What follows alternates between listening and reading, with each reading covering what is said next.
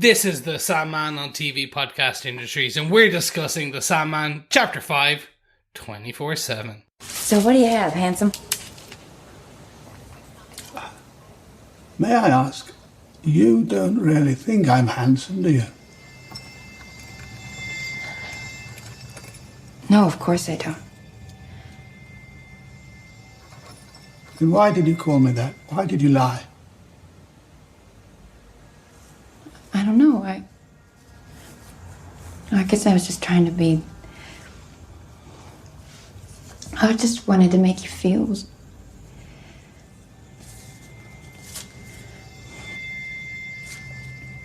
I wanted you to like me. I do like you. I like this version of you much better, don't you?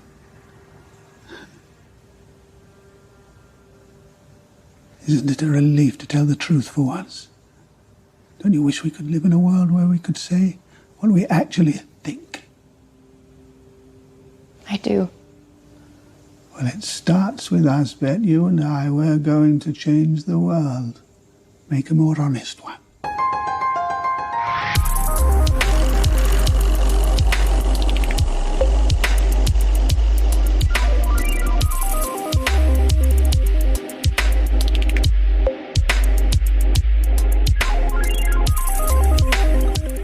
Welcome back, fellow dreamers, and for those of you who like to be nightmares, this is TV Podcast Industries, and we're discussing The Sandman, Chapter 5, 24/7.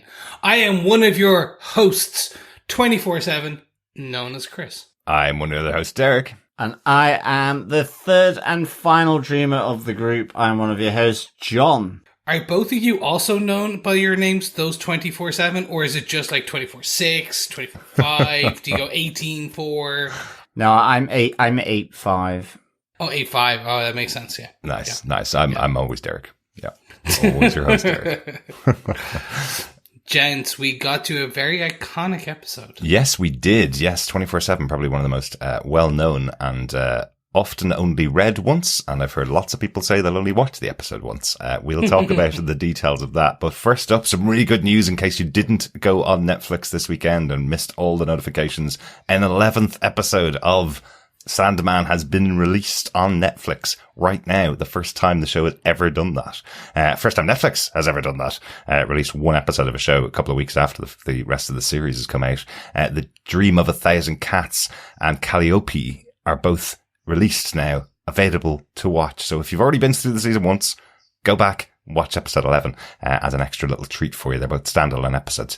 As far as I know, not any spoilers for anything that happens during the 10 episode season. So really good idea. It was how they sold the show to all of the streaming networks when they were originally producing it through Warner Brothers. When they were reselling it on, they told them they wanted to do this 10 episodes and then these two stories separately coming out a few weeks later. So everybody that they were selling it to knew that's how they were going to be getting the show. Not kind of cool. Ooh, the dirty liars. I think John Dee needs to get involved, really, on this one. Well, although God only knows what the state of the TV industry would be after that if they told no lies. Well, that's true. It would be exactly the same. Well, exactly. Sure it would. Oh, yes. And one other thing to say, we do not have a second season of Sandman confirmed, but as announced, I suppose, by Neil Gaiman online, he said that Netflix will make a decision after 1 month of the show being up for streaming, and they count the numbers of completions of the entire series. So if you're savouring this like we kind of are, finish up the season within a month of the release date. Yes, watch it. Your numbers will count. And then you can watch again. Watch it now. To go along with us, like we're doing. So I think I've seen every episode so far 3 times. So those are counting to the numbers. And I know, John, that means you've seen them at least 3 times. Yeah, well. I'm only actually up to episode 6. Right. I am literally as far as we are. I have... Oh, no, I lie. I have a Oh chapter my 6. goodness, right, Yes, John I Dee. lied. Come on, John Dee. John Dee is coming after me. I got to 6 because of the iconic nature of what is 6. It got spoiled to me and was like, I'm going straight into it. I will binge into the next episode. There you go. So I have. But again, luckily this is very much like a anthology series to a degree at certain points, where there is very strong connective tissue. But you could watch some of these episodes completely out of order and not have too much spoiled for you. So I enjoy it in that way. But should we jump into it? Because there is going to be some definitive spoiler-filled discussions Yes. on this episode. Because I am going to get dirty and dark and bring up some very interesting questions when we start watching this, because we have the newbie and the expert in this podcast, so it's going to be a good one. Do we need to recap who those are in case our fellow dreamers are only joining us for this episode? It might be worth it. I'm the newbie. I'm John, the newbie. Yeah. I'm the pusher. I'm the one that's been reading this since it first came out back in 1989 onwards, and I'm the one that has been pushing my fellow hosts to read the books, but eventually got them on to watching the series. Yes, and I'm the new addict. I'm the one that Derek just gave me the first hit being free, and then after that I had to pay him for his knowledge going forward. I have finished all the comic books, but only recently. I've only read them all once. Excellent. But should we get into it? Because I really want to discuss this. So I will say the iconic lines. Derek, do you want to tell us who gave us what? Absolutely. Executive producers of the show are Alan Heinberg, Neil Gaiman, and David S. Goyer. This episode was written by Ameni Rozsa. She's previously worked on the excellent show Yellow Jackets. If you haven't checked out Yellow Jackets, go check it out. It's an excellent first season out so far, second season in production right now. Yep, really is. Loved it. And certainly good for the old horror or terror chops, anyway. Yeah, definitely. An episode once again directed by Jamie Childs, who directed episode 2, 3, 4, and this episode. Good stuff. On goes the Jamie Childs continuity train. Well, absolutely. Absolutely. Yes. John, do you want to tell us what they gave us with your synopsis for Sandman Chapter 5, 24/7? Sure. With dreams Ruby in hand and Morpheus caught off guard and unconscious, John Dee stops off at a diner to watch the people around him, encountering the polite employees and hungry patrons. But all is not what it seems.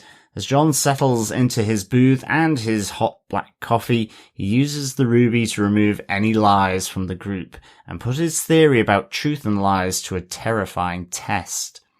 John Dee begins with server Bette and removes her kind demeanor towards her customers. He then turns his attention and that of the ruby towards power couple husband and wife Garry and Kate to just be honest with each other as they squabble over spinach salad and double-decker burgers. As Bette's love interest Marsh is also exposed to the scrutiny of John's ruby as he forces a matter-of-fact confession that the only reason he comes to her home is not to be with her, but to be with her 21-year-old son, Bernard. As John turns his vision of absolute truth onto Judy, who has recently broken up with her girlfriend, and on Mark, a hopeful employee of Vanguard Pharmaceuticals, the unconnected group spirals out of control with one another. Judy kisses Bette as Kate gets down with hopeful employee Mark, and her husband Garry hooks up with Marsh. As John Dee takes pride in the honesty he has brought to the diner, he has also brought about jealousy, and anger overtakes these innocent people when Mark accidentally murders Garry, driving them to murder each other or take their own lives.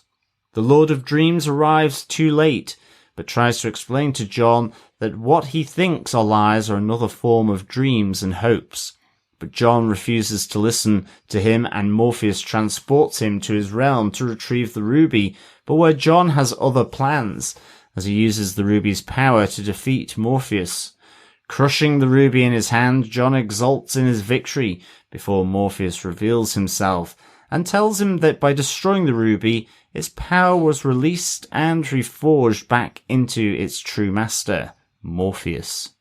Taking pity on John, Morpheus returns him to the institution, seemingly in a state of long-term sleep. With the wider world also recovering from John's intervention, Morpheus's sibling Desire plots against him. So this is very much an episode which I want to subtitle Sex, Lies, and Job Interviews.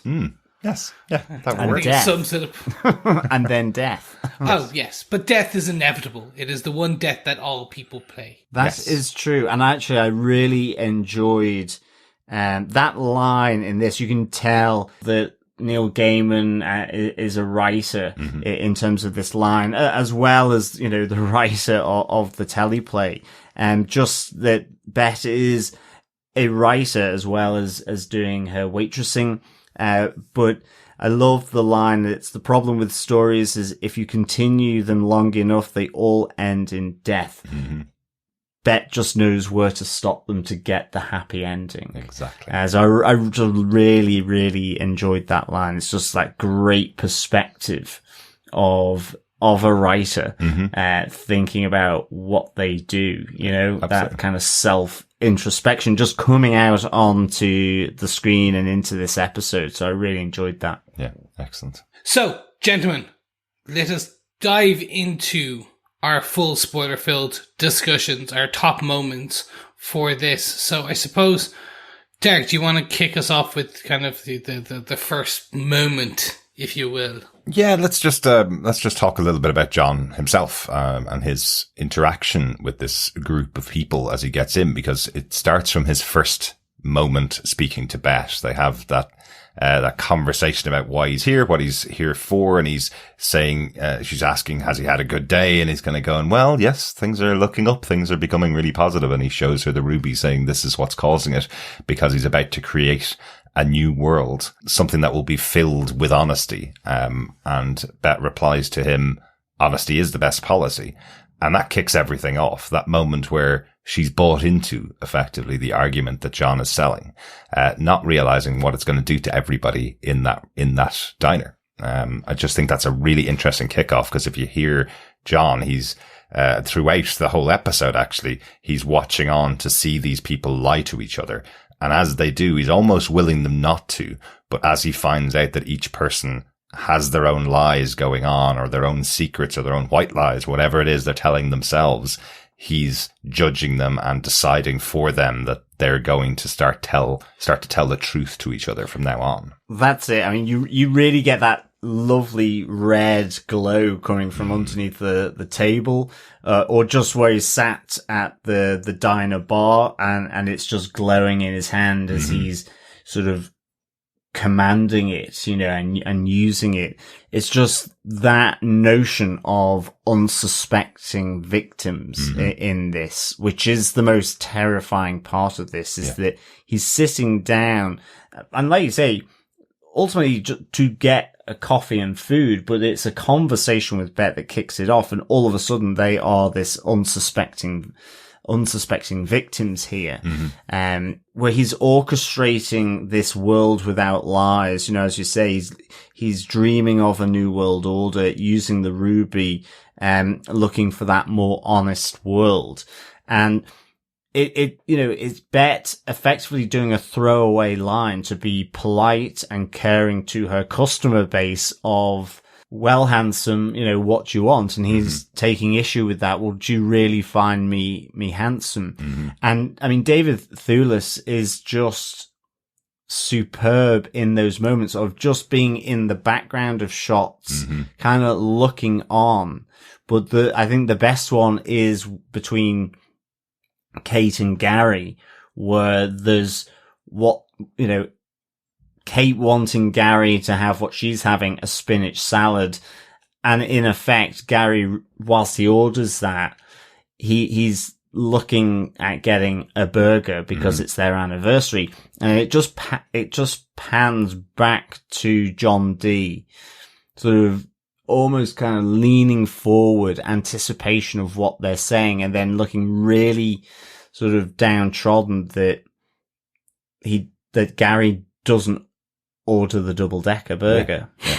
Just that he gives in and lies to his wife. Effectively. He's effectively telling her what she wants to hear, and that's, again, putting it in John's mind, this is not the way the world should be, and I have the power to change that. Yeah. I think the other thing about what makes this quite so horrifying and tense is just the simplicity of what John Dee wants. It's basically, I don't want anyone to lie. It's not particularly complicated.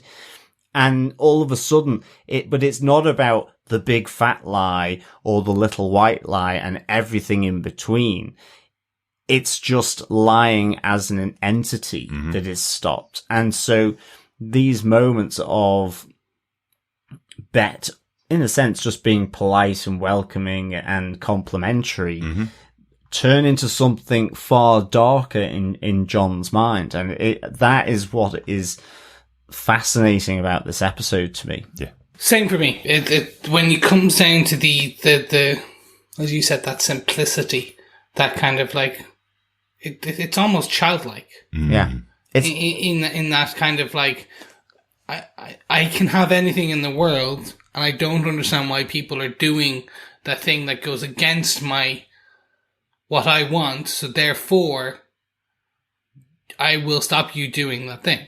Yeah. And it even spans back to, well, pretty much like the beginning, like 2 episodes ago, where John Dee is speaking to his mother. And there was that, for your birthday, I got snow, I got a horse. Like, yeah, he was given everything he wanted. Yeah. So with this power, with this ruby, he is able to force his will. He's able to push people to a point where it's like, no, I don't like this. You are doing something I'm not enjoying, so therefore you're gonna stop. Yeah. Yeah. And it's really kind of, it's actually really topical as well, in that, John's need for simple black and white, and then refusing to accept anything that's grey. Yeah. In terms of that discourse where everyone wants a yes or no answer, or, whether politics is polarized, and the nuance or circumstance or whatever it might be, that grey in between just isn't able to breathe or be received rationally because of this yes or no answer. And there becomes really, like here, unintended consequences for other people in holding just that simple answer. Yeah. Or that morally absolute position of what you want to have. And it's really, really very terrifying. As portrayed here. And as I say, the setting of this situation in a diner, which is the kind of place that you go in, you have a very basic chat with the people that you might be meeting just for that 5 or 10 minutes when you're getting served, all standard pleasantries that are there. I don't think any one of us, if someone sat in front of you and said, I wish we lived in a more honest world, I think every one of us would respond the same way as Bette does. Yeah, absolutely. Honesty is the best policy. That's the way the world should be. Not realizing what it would really be like if every single person told the absolute honest what's exactly inside their head at that moment. One thing I do want to talk about here, this is, as I said before, this is one of the most well remembered, I suppose, of the early stories from the Sandman comic books. And it is very different. The things that John twists this group of people to do are very premeditated. He doesn't just deliver this overarching thought of they can no longer tell lies, which is the premise of the Jim Carrey movie Liar Liar, actually, as I think about it here, but much more funny consequences in that one. But he actually twists them to battle with each other. He actually twists them all to have an orgy and have sex with each other. Here he's seeing the consequences of just them not lying playing out. So it's a much more well thought out story in this sense because it plays out much more visually. But I'm interested to know, especially for you, John, given that you haven't read the subject matter, I'm interested to know people who didn't know how the episode were going to end, how they felt the episode progressed, because me looking at it, knowing what was coming, I was going, okay, well, you just have to get through the basic startup, this basic premise of all these people sitting in a room together to kind of see where the story goes. And I wonder if it turned a few people off because it was very much just a conversation in a diner, gets progressively more ratcheting up of the tension. I think it could have done, but it's actually a huge payoff because it's not only the simplicity, but it's just the ordinariness of the situation. It is people, who are hungry, wanting to get something to eat, enjoying an anniversary. It's people who are waiting to go and get interviewed, sort of trying to have 20, 30 minutes, grabbing a coffee. Someone who's a regular, but has had something traumatic happen in their life. Yeah. And there's the staff going about their day to day whilst also dealing. So it's not just the simplicity of what John's trying to do. It's the imposition of that also onto the ordinary situation that this diner represents. And you could put it in a restaurant. You could put it in a library. You could put it at a supermarket, wherever it might be. And it's just that, tension, that ratcheting up of what happens between these groups of people, which is just what's fascinating about it. And I think, but I could see that it might be difficult. I mean, it wasn't anything to do with the story. It was just because we were watching it late. Yeah. So it took me 3 times to actually get to the end of this because I just fell asleep. But because we were watching it really late. It'd been long days and I just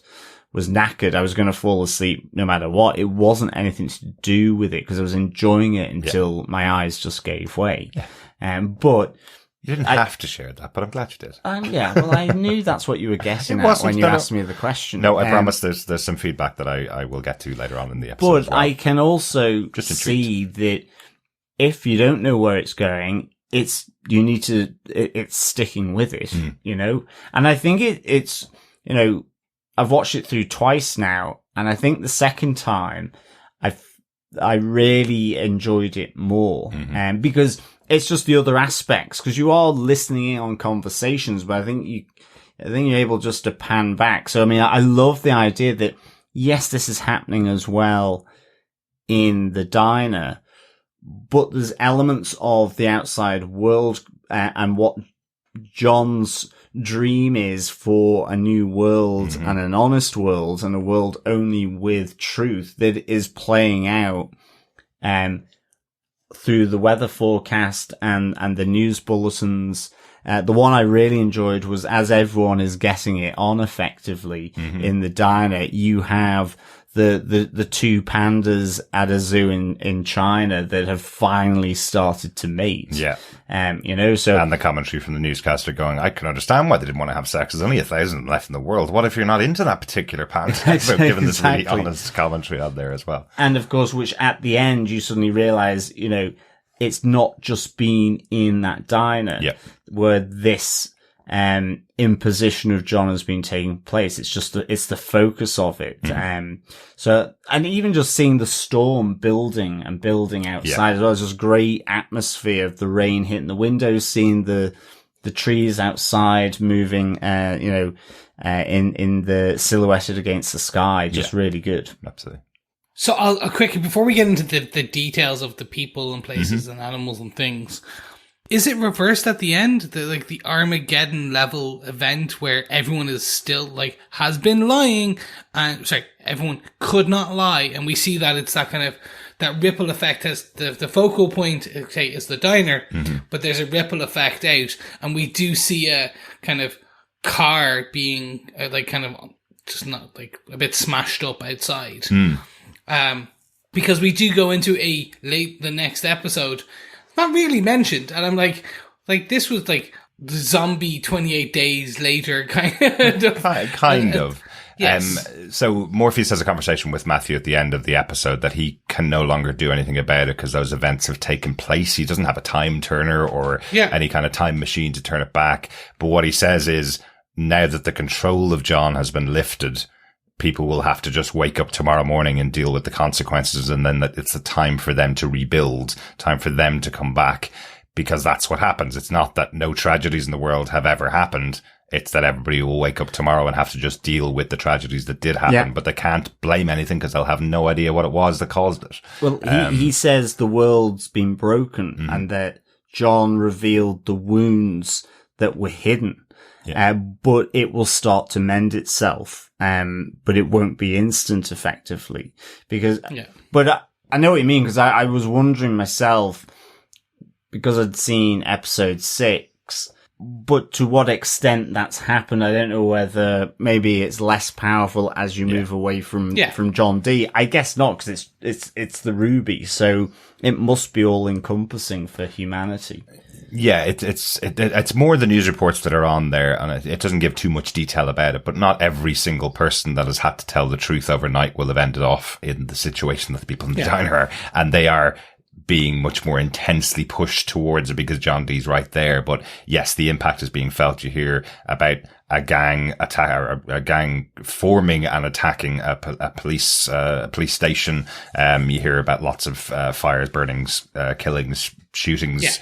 You hear about a lot of that going on in the news, where that's the kind of stuff that you're talking about, Chris, where it's like 28 Days Later or like a zombie movie, where these reports are coming into the news, but you don't really know how many of them there are around the world, but there are definitely instances that are happening. And you don't know how far John would have pushed it. Would he just have walked out of the diner and just continued to extend this around the world? Was just starting the impact, as you say, surrounding the diner and going out in waves? Or you don't really know that, but by the end of the episode, it has finished, his impact has finished, and that everybody now has to rebuild, which is something that humans have to do when bad things happen. Yeah.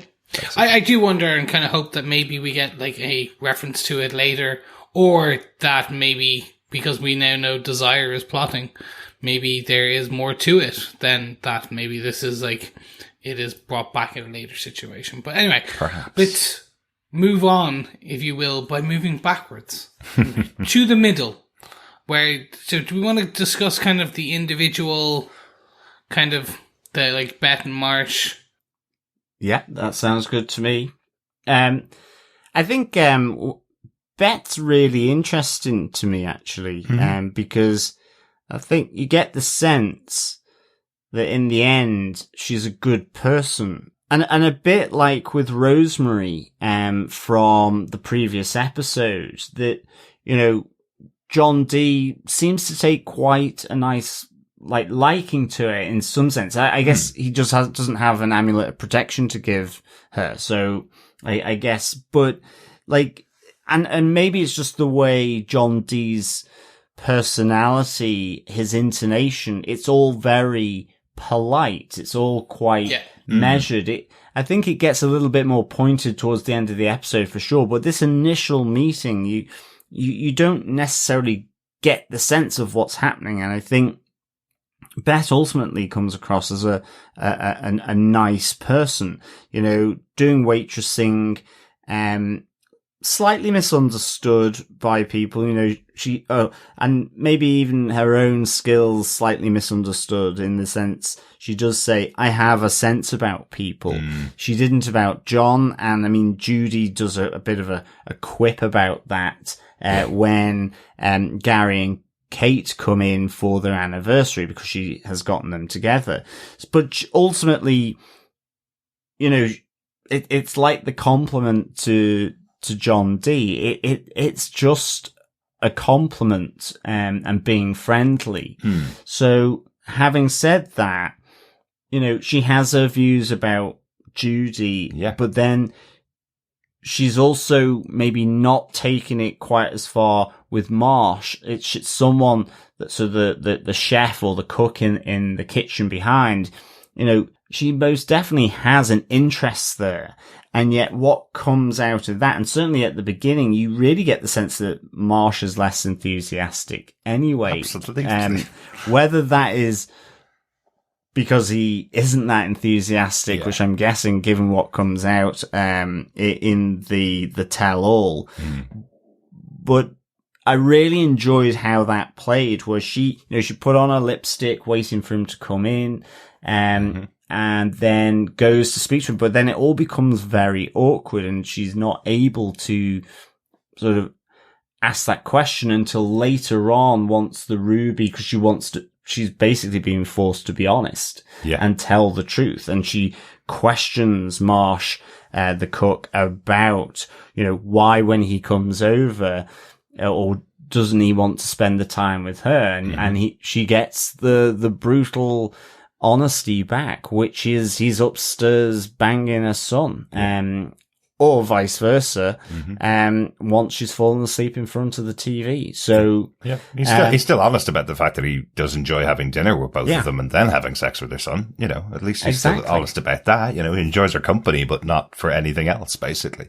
It's interesting, because again, John treats her with an interest until he realizes that she's a liar like everybody else. That's kind of what I would say. It's not that she's the same as Rosemary. Rosemary, he found out, actually was a very honest person and a very kind and a very sweet person to him. And that's why he didn't kill her at the end of the last episode. Different to the comic books, as we mentioned before. But here he is, judging her until he realizes he can twist her, or he should twist her like he's going to twist the rest of the world. But he was doing that to Rosemary as well. So that's what he was judging her.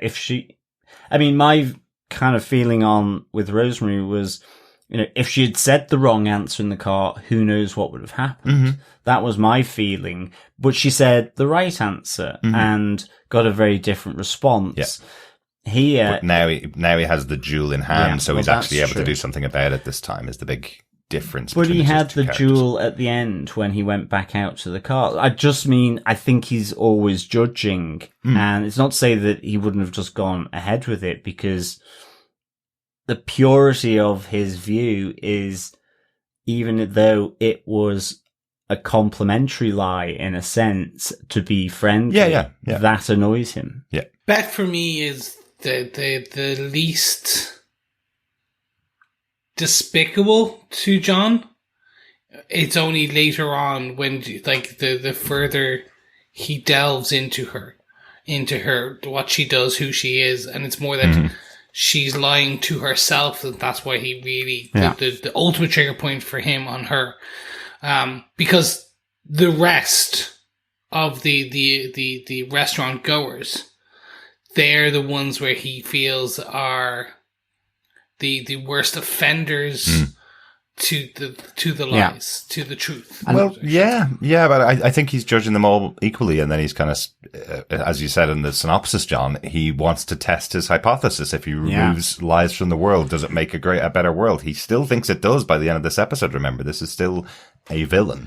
But I suppose importantly, and again, to quickly go back to the comic book version of this character, he is a DC villain. This Dr. Dee, this character, John Dee, is a DC villain, and very similar to those crazy kind of DC villains who are very dark, willing to murder people around them for no reason. There's a moment in the comic where as everybody in the diner realizes what John Dee's done to them, they ask, why is he doing it to them? And he goes, because I can. Because I have this ruby here and I can do whatever I want to, basically. He's become a really strong, powerful villain. There is a bit of that moment in here in John, but I think they've made him a little bit more understandable in a way. It's not that I side with John Dee by any mean at all, but they've made it his motivation there. They've given him a motivation. He wants to have an honest world because of his upbringing, and he feels this is the way everybody should live their lives. And if some people die because of that, well, that's what they should have done. Well, that's it. It's the quiet terror of the last episode with John Dee and Rosemary, but where in the end he's implementing what he wants from the world. And that's the added just terror of all of this, is that he's no longer just the polite guy on the backseat of a car, seeming inquisitive. He is that as well, and it's the unsuspecting nature of his victims that's coming through. I think as well, I definitely agree with Chris. I think as well, it's the element, or it points to that, the element that Bette is lying to herself, in that on the one hand, she's got her diner crush on the cook in the background, yet as things progress through, her and Judy get it to get, the honesty there of love, and that she accepts with Judy through the kiss. That's a read of it. I think the way I read it in the show, and again, these are all, it is all different from how it's done in the comic book. But the way I read this in the show is, if you're really honest with yourself, it's about who you match with. It's not really as straight down the line as that's your perfect match. The person you happen to come into every single day who cooks in the back room, that's definitely your 100% match. I think there's kind of a caring nature of Bette towards Judy. We hear her specifically say that Judy's not good enough for her girlfriend Donna. We do hear her say that she'd be able to get any man in town, of course, which is a highly offensive thing to say about a person who she absolutely knows is in a lesbian relationship with a girlfriend. But it's because of that caring nature between the two of them that it gets taken further than it probably would have. Otherwise, I'm not too sure whether it's saying that she's a lesbian and she's just ignoring that side of herself to go with Marsh. I don't think the episode's saying that. But even just the caring nature, I mean, I guess this is the point. It actually, you strip everything back that John Dee is doing, and whether that's lying for even just, social acceptance or whatever, or whether it's because of a caring element, it completely can go in any direction. Yeah. And I think that's the thing with Bette's story. I think that piece particularly is open to interpretation because her response to it is she knows something is going on, and that's when she confronts John Dee. After that kiss, or after they've had sex, in fact. Yeah, that's true. That she gets up afterwards and goes, hang on a second, something is really wrong here. So it's a really interesting story between the two. Pull in from the comics, Bette, interestingly, you say about her lying to herself in the comic books, she feels she's lying to everybody, lying to them, saying that she's a waitress when actually she's just writing her books from their experiences. And she feels she's going to run away one day, get those books published and become a world known author. And all of these people have just been feeding her writing. She's been stealing their stories almost, which I think is really interesting. And again, even though that's not at all in the way it's described in the show, I like that it's come across as her, lying to herself about her abilities almost. Yep. So speaking of that, let's move to the other patrons of, because they have less, and it's not to say that like, it is. Bette is the focal point. Bette is the main character. Absolutely. The rest of them to a degree are supporting around, but I don't want to diminish, so we can quickly talk about Kate, and quickly talk about Kate, Garry, Mark, and then, like, we've already kind of mentioned Judy and her relationship and how that ends. But what do we, like, this one is somewhat, it's an interesting bit. It's like, you've got the powerful female CEO. You've got her younger love interest who now works for them or for her. And he's feeling, unrequited, underused, and having to be, I suppose, slightly emasculated. It does start to come out that those feelings are there. Yeah. And then you have the younger version again, who is looking for a sales position and going to do an interview later.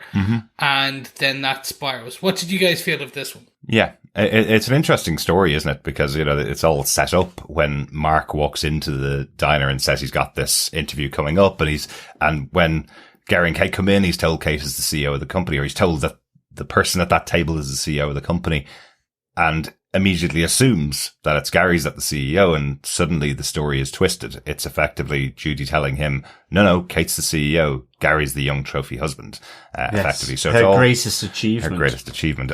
Bette's greatest achievement, because Bette got them together. But the whole story's laid out there, but it is effectively saying right then and there, there's some major trouble between Kate and Garry, and Garry feels that he's completely underappreciated. He was taken off the street, effectively pulled into this business because that's what Kate wanted. But they have no real relationship outside of the facade that they put on when they come into the diner in front of Bette, because they kind of want to say to Bette, you were really successful in getting us together 5 years ago. It's like they're covering up this whole nest of what's going on in their home. It's really interesting. You hear it all break down throughout the episode as Garry reveals that actually he just sits as a good boy beside Kate. He does his job. He does whatever she wants him to do when in his company, but then he gets really, really bad when he's away from her company, just to balance out the scales almost. Well, that's it. It's the social lie, isn't it? It's the keeping up appearances of what they are supposed to be. Yeah. Right? And that's the other angle to this. I mean, you could argue all of them are, but that's their primary one. I mean, I just found this storyline just so good because I love that it just became this point of control and how the others felt control was happening in their relationship, as well as the external appearance of that to people. And it just as simple as ordering a salad. Yeah.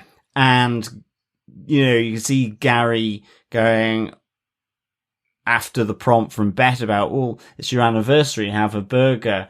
And it's kind of, you've got the niceties of, well, it's our anniversary from Kate. If you want to have it, and you can sense Garry weighing up the options in the brain as he's determining what's the best course of action here. Yeah. Simply to order a meal, and he wants the double decker, but he wants to have his cheat day for his anniversary. We've all done that. But the quiet life is for him to have the spinach salad. Yeah. And I love that it was, just as sort of humdrum as that type of choice, and how that propels these two, where Garry starts talking about sort of live fast, enjoy himself, or he'll have sex with whoever. Kate kind of knowing that this is there somehow in the background, and then, with Mark starts to possibly go through the same type of thing that she did when she met Garry originally, and she's grooming him to become the next Garry. It was as he just, says, just really good, and that Kate has not had sex with Garry. She knows he cheats, and it's just all this really interesting kind of dynamic that ends up really brutal for this throuple, effectively. And I suppose it means for me, Mark is the one I feel most sorry for in the diner almost. There's things that everybody else has kind of done, maybe apart from Bette, but there's things that everybody else has kind of done that you can see why their stories should end. That this couple should not be in a relationship, Kate and Garry. Marsh and Bette shouldn't be in a relationship. There's clearly some crazy things going on with them. Mark has walked in to go for an interview. Maybe John Dee has sensed he's going to be lying in his interview or something. But really what's happened here is he just gets pushed in the middle of this relationship and ends off murdering somebody. Yeah. And interestingly, earlier on, where Bette is trying to pair him up with Judy, and he's kind of taking cues from that and is doing a bit of chat with her. She's like, well, I just broke up with someone and I'm gay. That kind of, so completely cut him off. Yeah. And it doesn't end, he's not there with any relationship. He's there because he needs time to kill before his interview. Yeah. So, although that said, he is pretty harsh to Judy when he tells his first honest truth directly out of his head to Judy, where she's trying to work out whether he has any coverage because she's wondering whether Donna's received any text messages, and he goes, oh yeah, she's received all your text messages. She's not, just doesn't want to respond to you. That's why. And then goes, ooh, overstepped myself there. So that was his first big harsh moment of the episode. But what about yourself, Chris? So that's exactly where my head was at. Like he's the smiles, but kind of lies on the outside, harsh on the inside. So he's that gentleman who is all smiles and very happy and go lucky. Mm-hmm. And yeah, he hasn't done much to warrant, but he is. It's that barbed attack. Attack is probably not the barbed response to Judy, where I'm like, oh, they're kind of sprinkling in that he's not as nice as he's a bit too. He's just not potentially a fully nice guy underneath it. All of the stories for me, all of them, they're okay people. Yeah. That's the whole bit I like about this, which is on their own, they're doing things that you hear about in average life. Yeah. You hear about affairs. You hear about people just smiling through it, people going for interviews, lying in interviews. You hear all of it. It's an encapsulation of the episode of human life, of human existence. Yeah. Captured on a page or captured on film, where it is, what if everything was stripped back and ratcheted up to 100? Yeah. You cannot lie and everything goes to that 100. Emotions are over amped. On top of that, then you have someone's base desires, and I mean base desires in John Dee's desire for do this and now. And he's just like, his whims on thoughts are enacted upon. And you end up getting this essentially pretty tough ending. Absolutely. Absolutely. Like, and the point is, not one person in this room deserved what happens to them at the end. It's way too extreme beyond, even if you think some of them have done bad things in their life. None of these people deserve what happens to them. You know, even Judy is revealed later on the reason why herself and Donna haven't spoken for the day, and Donna walked out on her at midnight the night before and hasn't been in contact with her. It's revealed that Judy actually hit her during their argument. She got so stressed out, and Donna had done absolutely nothing. Judy lashed out and hit her effectively. So even with those kind of revelations as you go along, nobody deserved what happened to them by the end of this episode. No, like Judy deserved to be single, not dead. Exactly. Like the CEO and the husband deserved to be divorced, not dead. Yeah.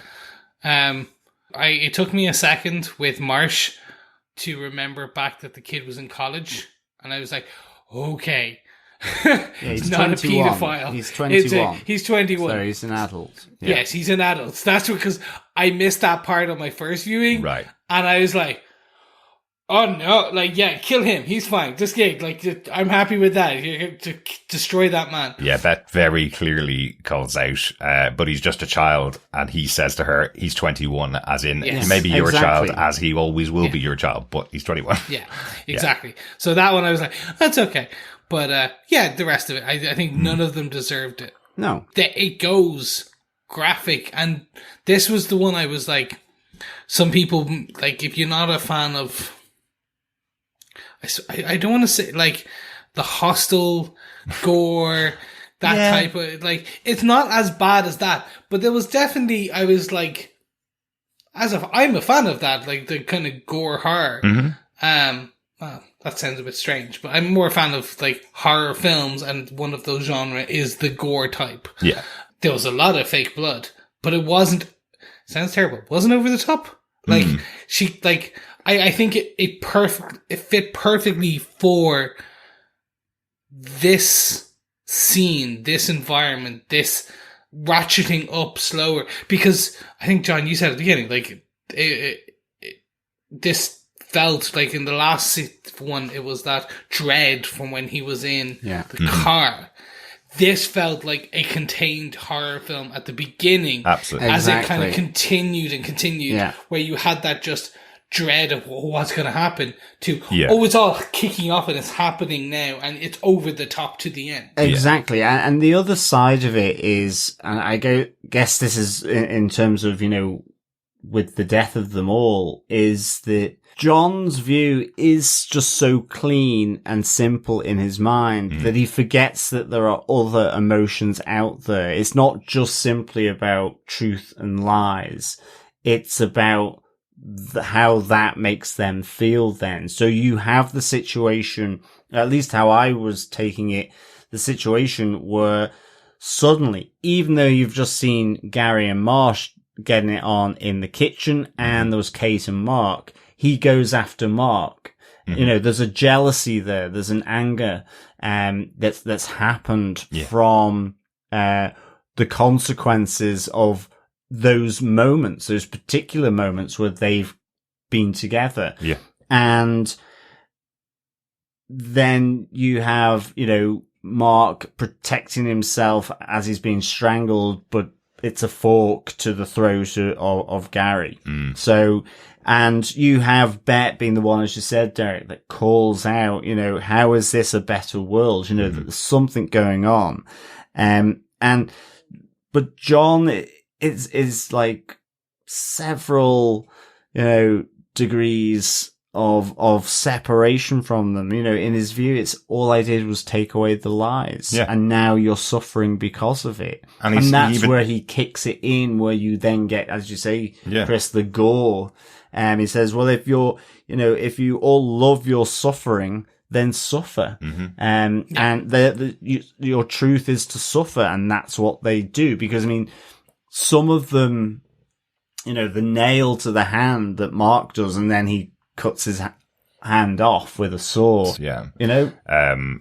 Yeah, we have Judy cutting off her tattoo of Donna from her body and then bleeding out. We have Bette burning all of the pages of her book in the kitchen over the flames and leaves her hands in while they're burning, and her hands are effectively fully burnt in there. You've got Marsh cutting off all the fingers of his hand in the kitchen, each individual finger, and again bleeding out. So all of these people are dead.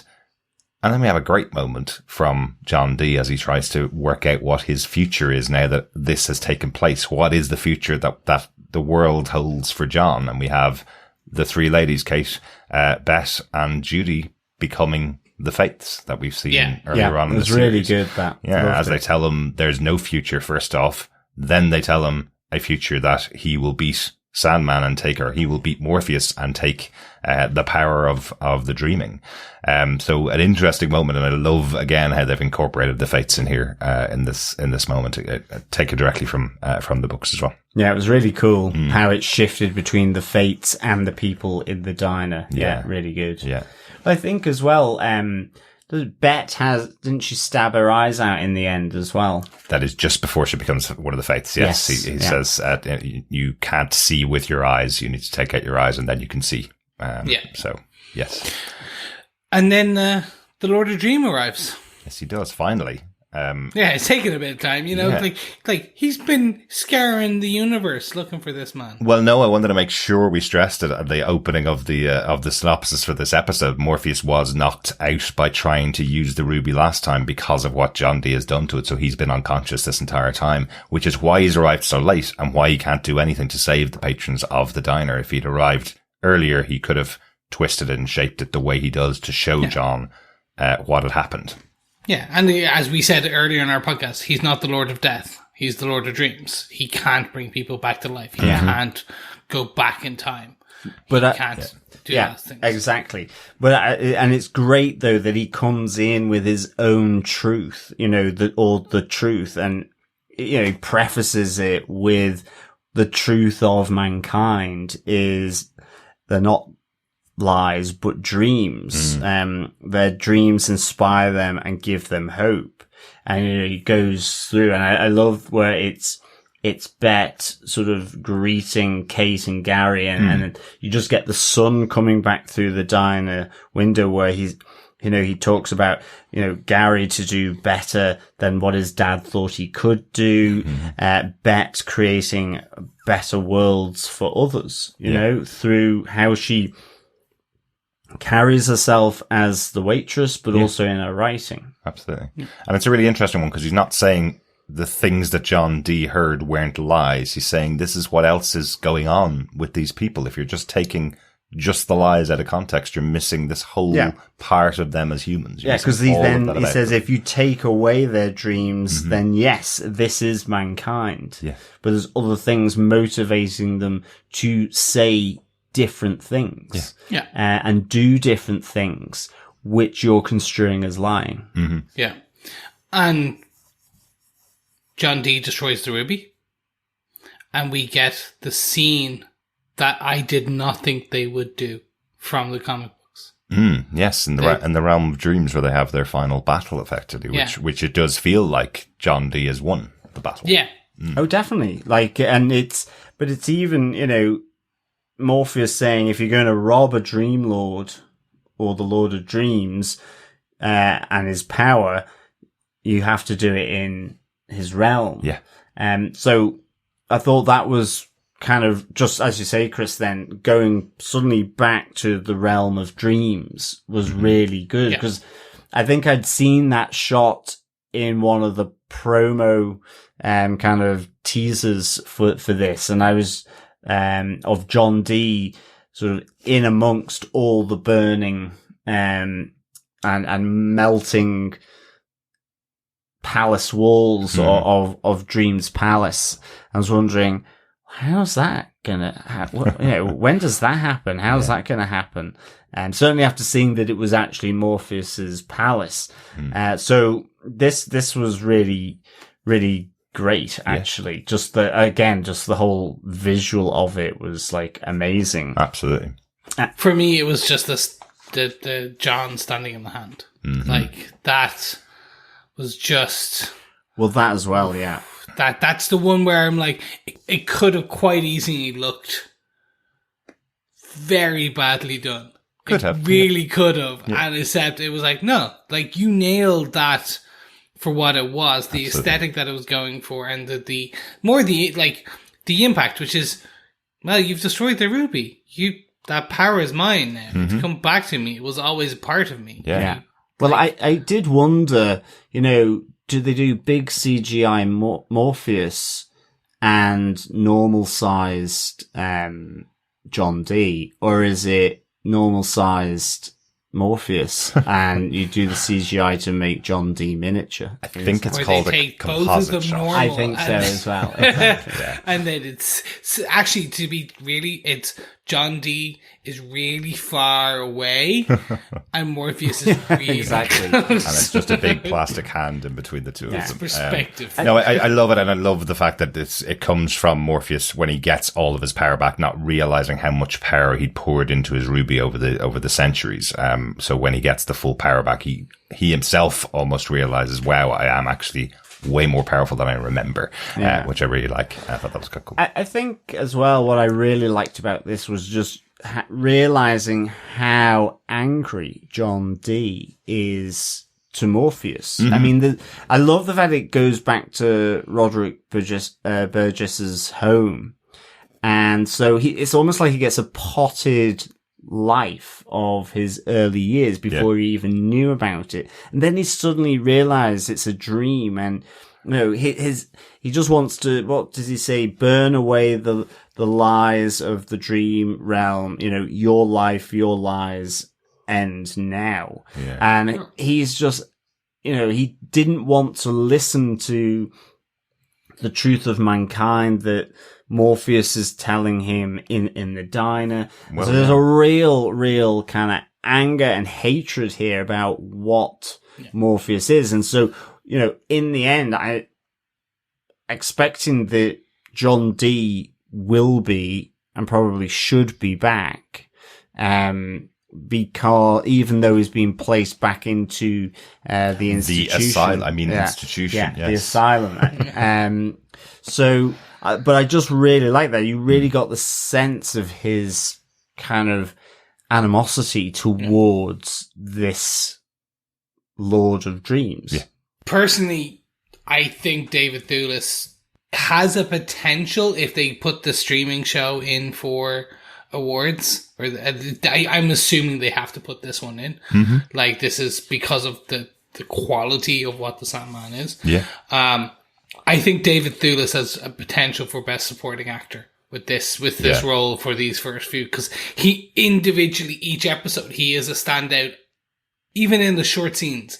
But the last two in particular, the travel to get the ruby, and then this scene alone, this episode alone, you're like, oh yeah, like, mwah, like it's just he's chewing scenery at this end. Yeah, where like he is literally spitting and like foaming. Mm-hmm.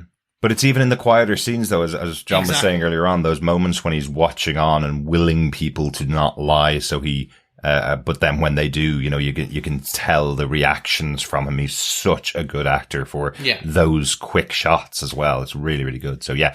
Honestly, I think everybody has done such a great job in the show so far, but Thewlis is having these two episodes really pinned on him. I think he's done such a brilliant job, but he's one of those actors who's been around for such a long time across movies and TV shows for a number of decades now at this stage. So it's great to see him in another really central role here. So good stuff overall. That's overall the episode. Any notes that we have to talk about? I have a few myself. Go for it. First up, we see a very special appearance in this episode from Rose Walker as a friend of Judy. We'll be seeing her later on this season because she's quite a central figure in the story of Sandman, but has a conversation with Judy on the phone. That's interesting. That's our Rose Walker for the series. So we'll see her later on. Also, a quick note about the name of the episode. In the comics, this was 24-Hour Diner was the name of the episode, or 24 was how it's called out. The reason it's called 24/7 is because the 2 issues that this covers are issues 6 and 7. Issue 6 was 24. Issue 7 is issue 7. So 24/7 refers to the story 24 and issue 7 of the comic book. Do you like that? Interesting. Yeah. See, like it's not just 24 hours a day, 7 days a week. It's also got little hidden meaning in there too. Yeah, I just assumed it was like 24/7 diner type thing, like the famous painting called Nighthawks, I think, where you've got famous people in the diner, you know, being sort of looked at from outside, that type of thing. But it's probably got elements of that as well. It does. Yeah. It's just the double meaning of it being 24/7. Yeah. Is why it wasn't called 24-hour diner. Let's say. There you go. Great stuff. Anything else before we move on? Nothing from me. No, all good. So then, I must ask Johners, what do you think of the Sandman Chapter 5, 24/7? This was great. Really, really great. I'd give it 5 terrifying eat-ins out of 5. So I really, really found this just absolutely fascinating. I think there's just so many elements here that I just really enjoyed. First and foremost, like David Thewlis's performance. I just loved how this orchestration of a world without lies, the simplicity of that, the unsuspecting nature of the victims being sort of caught in this new world order that he's trying to create, the ordinariness of the situation that it's taking place in, with all these different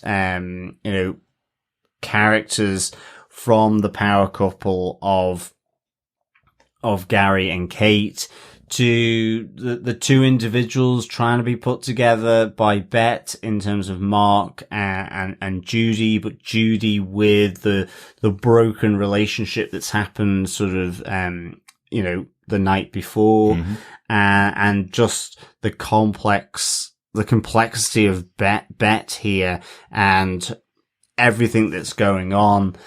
And certainly with Marsh, her secret crush, I guess, ultimately. So I just really like that. But the standout for me is Thewlis. They're all great. It descends into this terrifying, consequence of a world being stripped of lies, and it's just all the other feelings and consequences of that, which then John Dee again just distills back to being about, well, if you're all suffering, well, then that's your truth. So all suffer, and you see the ruby glow again. Yeah. And so they all suffer through various violent means of killing themselves. Yeah. So it was just superbly done. And I loved him meeting Morpheus as well. In the realm of dreams at the palace. And if there's only one slight thing, it's just, and I guess Morpheus forgot it too, so that's all right. But it seemed very quick for it all to be resolved, given where it was. I thought there would be something more to happen. Once the ruby was crushed by John Dee, I actually thought that would set up episode 6 with something sort of in the different realms, or at least the dream realm, to deal with, for Morpheus. But I love just the hatred and anger, being directed at Morpheus by John Dee. Yeah. But I suppose this was the quest that Morpheus has been on since the beginning of the season. We're now at the halfway point of the show, but this was the quest to get all of his elements back. And did you notice that he also incorporated those learnings from Joanna Constantine? He doesn't punish John Dee for what he's done. He brings John Dee back to where he was, saying, effectively, you didn't know what you were doing with yourself. Yeah. So because of what had happened with Joanna's girlfriend, back in the earlier episode. So back in episode 3. So he's learning. that's the whole story here with Morpheus is he's developing, he's learning. He thought his quest was to get all my elements power back. I'll become the most powerful being in the dream realm again. He gets them back, and his first act is an act of kindness almost. He's not going to punish John. Absolutely. For sure. But, for some reason, I felt there might be another hour of an episode dealing with that crushing of the ruby and it going a bit more kind fantastical. Of dream world. I mean, even just from, I think, what was it, episode 3, where he plunges into the sea of dreams and so on. Yeah. You've got Cain and Abel, or episode 2. I don't know, I thought getting the ruby back was going to possibly be a 2-episoder because of the fact you have John Dee crushing his palace and destroying the ruby in that moment. Well, but that's just a small thing of my expectation because I loved how the story played out. So, I absolutely give this 5 terrifying eat-ins out of 5. Well, let's have a look at episode 6 before we cover it next time, because you might find there's a few connections you may have missed. Yeah, maybe. So there are some connections to this and throughout the rest of the season as well. So we will see. Derek, what were your final thoughts on this episode? Absolutely loved this episode. Much better than the Jim Carrey movie, Liar Liar. Really. Hey. Oh no, 100%. Yes, definitely better, Jim but not Carrey. 100 times. I will always diss that movie. It's terrible. But no, absolutely love this episode. It is the creepiest episode. I think this is the one that erroneously kind of garnered the reputation that Sandman is a horror book. That was what Sandman was about. Sandman is a book about every type of story, and horror forms part of that. And that's why it has been so loved over the decades since it came out, because it can tell individual stories in whatever way it deems for each individual issue. This is probably the first big standalone story. Morpheus only appearing at the end of the episode to wrap it up, and it really is all about all of the characters that you meet here and who they are, what they go through within this individual story, and then it wrapping up with Morpheus coming back to take his power back. I loved how this was told. I really enjoy how they updated it, and really enjoyed how the characters interact with each other differently, and I absolutely love the tension that is going on throughout it. There's some podcasts that play music behind their podcasts when they're talking. I was thinking of putting the Joker theme behind us as we were talking, that really ratcheting theme from The Dark Knight, from The Dark Knight, because that's what this episode feels like. Definitely. Throughout. There's even some great moments of how it's been filmed, with this amazing moment that feels like something out of Twin Peaks. It feels like something out of David Lynch. They're really pushing you into those kind of horror, or those kind of places when you're watching this episode. This real darkness as everything is rising, and I love how callous John Dee is by the end of it, where he's kind of saying, if you didn't want to kill someone, well, you wouldn't have killed them, because I've just made lies disappear in the world, so you've just done exactly what you were supposed to do. He's just absolutely awful by the end of the episode, but not the DC villain that he was in the comic books. They've created a really interesting character here, played brilliantly by David Thewlis, and I'm so glad we got to see something like this on screen. But I'm intrigued to hear some of the feedback on this as well, and I was really interested to hear your guys' thoughts overall. What about yourself, Chris? I'd love to hear your kind of wrap up for the episode. Not much more to add, actually. For me, this was shocking, heart-wrenching, visually astounding in terms of the level of blood, and just well adapted. And I like how they have amended. I don't want to say amended the character, amended the story, because it hasn't really. It's tweaked. It's not a full adaptation into. It's a strange one. They've kept a lot of the core bits, but brought it into a lot more nuance that I didn't capture in my first readings. And again, like you said, it's John Dee was a villain, very much a DC villain, which are sometimes fantastic, Joker, sometimes not. Frogman. There's probably a Frogman in there. I think Frogman's actually Marvel. Oh my god, even worse. I will also say that the look of John Dee in the comic books, you would never let him sit in your diner.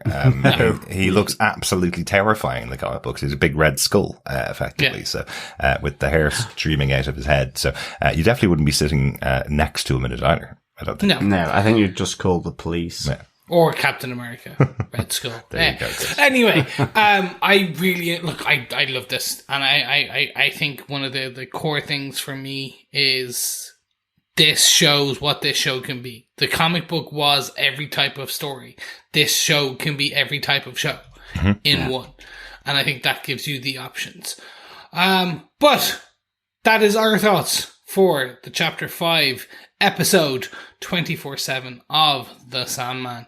We are going to go over to get your feedback. But before we do, we want to shout out and thank all of our Patreons for keeping this podcast going, because we don't have John Dee, we don't have a wishing gem, we don't have that ruby. So we must keep our energies going and keep our thoughts powered by the one and only caffeine. Yes.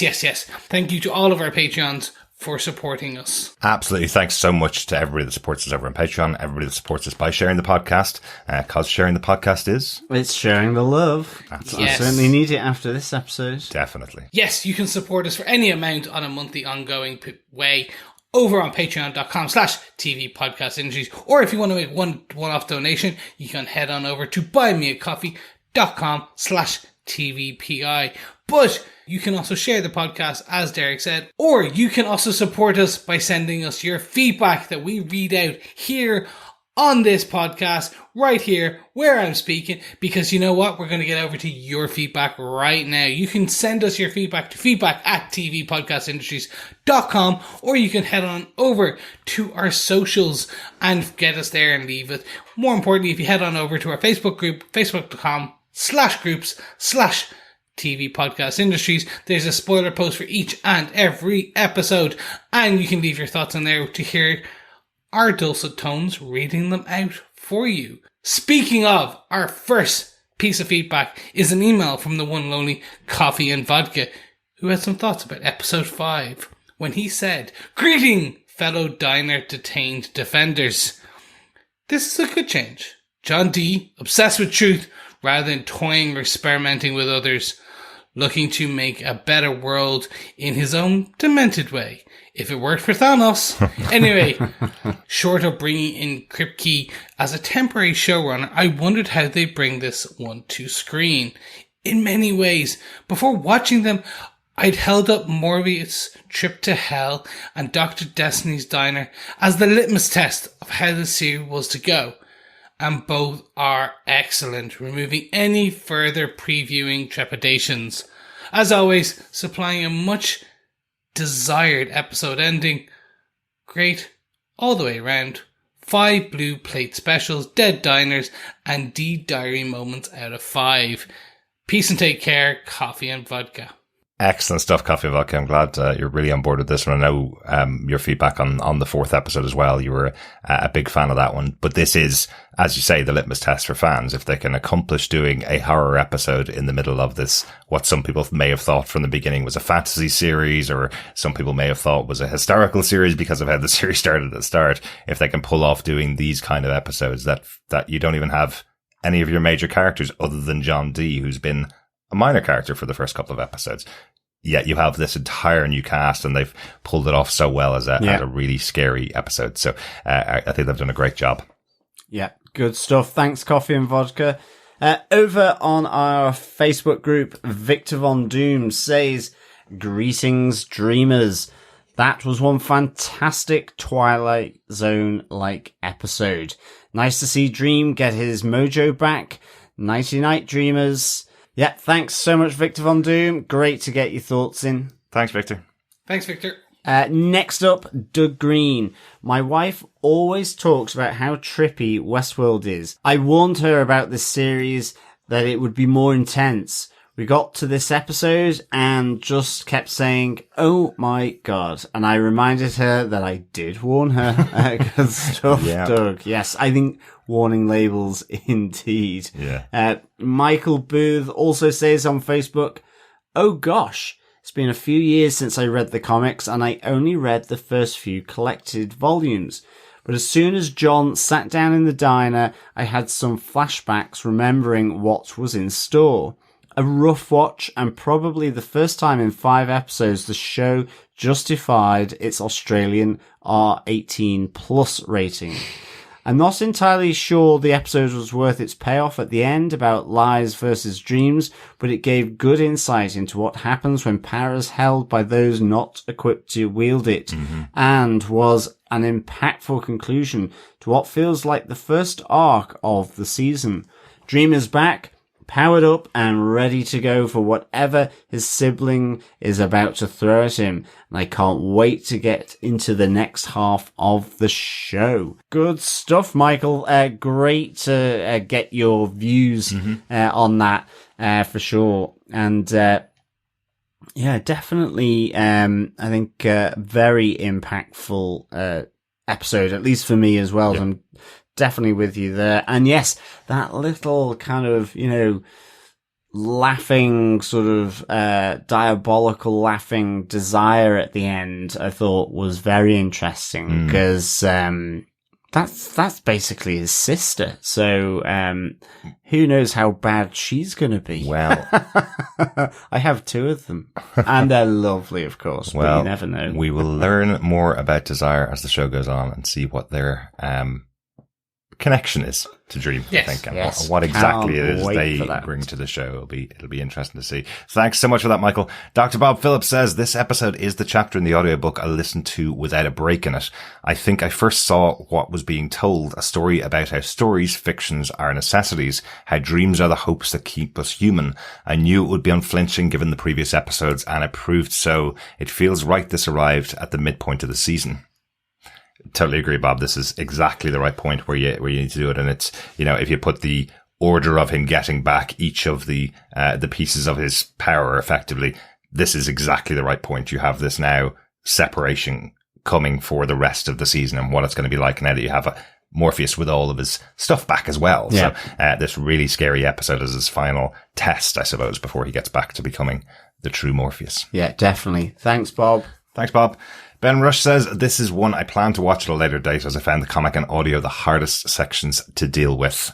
This was echoed in a number of comments that I saw on Facebook. I just wanted to pull out a representative of it, but there were about 3 or 4 of our fellow dreamers who were going to either save this episode or at least they watched it once and won't be watching it again, even though they found it a great episode. It's a difficult watch, so totally understand why it may not be to everyone's taste to rewatch it over and over again.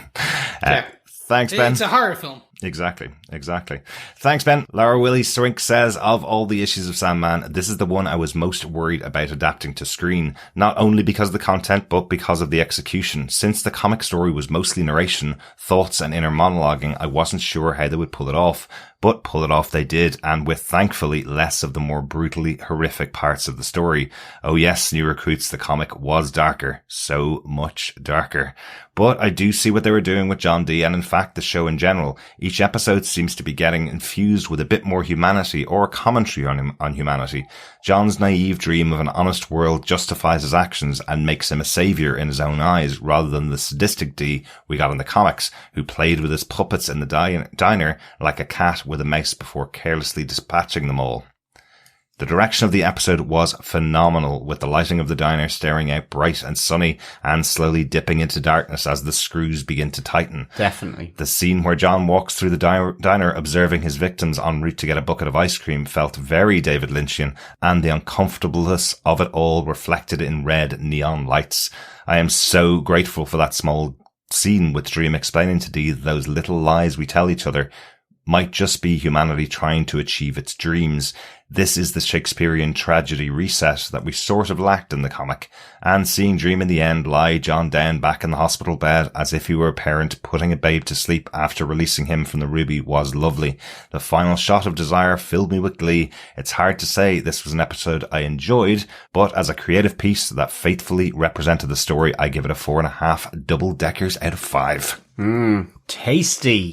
Tasty stuff, Laura. Absolutely. I'm not too sure whether Laura means buses or those lovely chocolate bars. No, well, I was thinking it was the burger from the episode. Oh, that too. Yes. 4.5 of those. Yeah. That's a lot. Gosh. Well, I think, didn't Garry almost get 4 of them? Pretty much. 3 cooked for him, definitely. Certainly 3 were cooked for him. But yeah, I could do with one of those slathering burgers with double cheese, double bacon, double this, double that, and double heart attack, I guess, at the end of it. Oh my God. I am starving now. I am really, really hungry.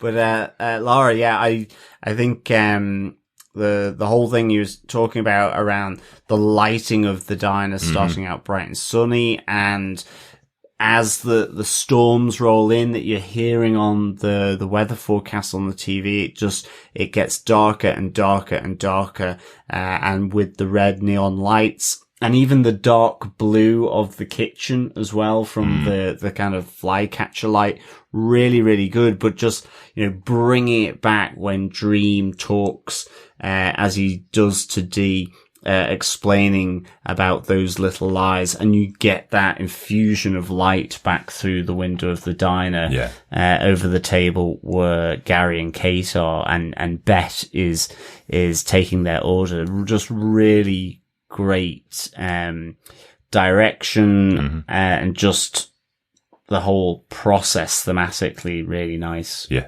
absolutely. Excellent stuff. Glad you enjoyed it, Lara, or at least can respect it as a great piece of creative translation, because I totally get what you mean. This is not a story I think anybody can enjoy as such, but we can certainly see what's so great about it.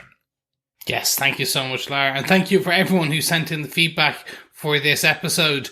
I'm off now to get myself a double-decker bar, followed by a double-decker burger, followed by another double-decker bar. And on a double-decker bus. There you go. Oh my God, yeah. Or a double-decker train if I really want to get fancy. Fantastic. Exactly. Yes. We hope you stay subscribed to the podcast and enjoy what you hear. Why not share it with your friends? Because sharing the podcast is... It is sharing the love. Absolutely. Yes. Lots more to come on TV Podcast Industries. We're closing out our Umbrella Academy podcast at the moment. Also covering She-Hulk every week, Marvel's She-Hulk, and it's like comedy show to go along with our deep Sandman coverage every week as well. Exactly. Yes.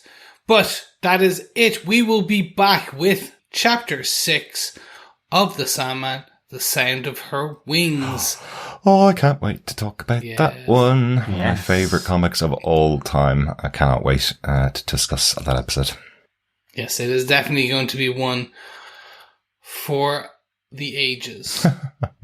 It will. Here we are. See what I did there? You'll get worried, fellow dreamers. You'll get it next episode. For now, we will speak to you again soon. Bye. Yeah, thanks so much, fellow dreamers. Great chit-chatting, as always, about the Sandman. But in the meantime, remember, keep watching, keep listening, and keep dreaming. Nighty-night. Bye. Bye.